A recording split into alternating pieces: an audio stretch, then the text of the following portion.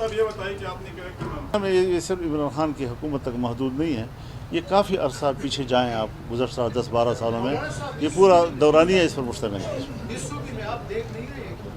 ये कुछ चीज़ें होती हैं जिसको प्रेस कॉन्फ्रेंस में नहीं कहा जाता यार।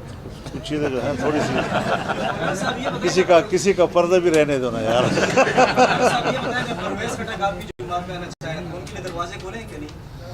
देखिए बात यह है कि ये सारी चीज़ों को जमातें देखती हैं, जमातें अंधी नहीं हुआ करती थी। फिर जमीयत उलमा इस्लाम बाकायदा एक नज़रियाती जमात है, उसको सोचना होता है। मैं कहता हूँ कि अगर एक शख्स जमीयत में आना चाहता है, जमीयत के दरवाज़े हर आदमी के लिए खुले हैं, लेकिन जमीयत में आने से भी उसका जुर्म माफ़ नहीं हो जाता जी। जुर्म अपनी जगह पर जुर्म है, जिसको अदालत का सामना करना चाहिए और उसको अपना मराहिल से गुजरना चाहिए। मेरी तो ये राय है, एक कारकुन की हैसियत में मैं यही सोचता हूँ कि लेकिन ये कि इसकी जो हिकमत अमली जहाँ बनी है, उन्होंने उसकी क्या हिकमत अमली बनाई है, उसके लिए क्या ऐसी बातें हैं कि जिसमें कुछ चीज़ें जो हैं वो मंजर आम पर नहीं ले जा सकती।